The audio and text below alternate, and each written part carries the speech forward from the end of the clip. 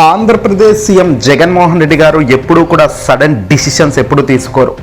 ఒక ప్రణాళికబద్ధమైన వ్యూహాత్మకమైన నిర్ణయాలకు మాత్రమే జగన్ ఆలోచన పదున పెడుతుంటారు తప్ప ఆకస్మిక నిర్ణయాలు మాత్రమే తీసుకోరు.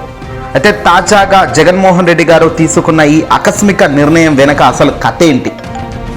ఈ ఆకస్మిక నిర్ణయం ఏంటో కాదు, సిద్ధం 4వ సభ.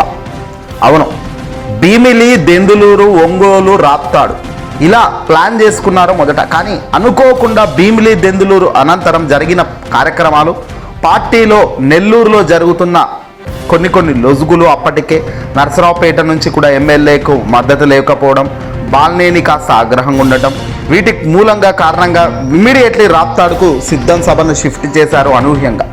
ఇక ఆ తర్వాత ఒంగోలు మనం చూసాం. అయితే ఇప్పుడు సిద్ధం సభ నేదనమెట్లలో జరిగేందుకు సిద్ధం అవుతుంది.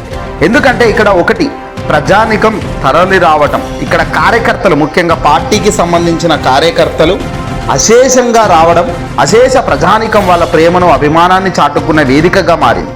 దీన్ని చూసుకొని దడుచుకుంటున్నారు ప్రతిపక్షాలు. సొంత పార్టీని వీడుదామనుకున్న వాళ్ళు సైతం రాప్తాడు సభతో పూర్తిగా ఆగిపోయారు. వలసలు కుట్టం పూర్తిగా ఆగిపోయింది, ఇతర పార్టీలోకి దూకుదామనుకున్న వాళ్ళు. ఇక పార్టీలోకి పోయిన వాళ్ళు కూడా సిద్ధం సభను చూసి దడుచుకొని మళ్ళీ రివర్స్ కూడా వచ్చిన సంఘటనలు ఉన్నాయి. అంటే ఒక ప్రజలకు, ఒక కార్యకర్తలకు ఒక నాయకుడు అంటే ఎంత ఇంపార్టెంటో, ఒక నాయకుడికి ఒక కార్యకర్త అంటే ఎంత ఇంపార్టెంటో క్లియర్గా తెలియపరిచే వేదికకే సిద్ధం అనేది మనకు కనబడుతుంది. ఇక్కడ జగన్ స్పీచ్లు ఒక మరో ట్విస్ట్. మాట్లాడే ప్రతి మాట ప్రజల కోసం, ప్రజానికంకు రాబోయే రోజుల్లో తను ఏం చేస్తాడని.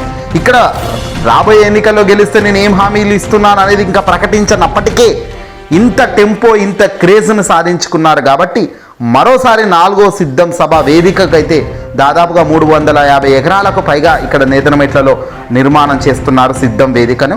భారీగా ఇక్కడికి మళ్ళీ ప్రజానీకం తరలి రావడమే లక్ష్యంగా పెట్టుకుని ఎంటైర్ టీం అంతా కూడా కష్టపడుతుంది.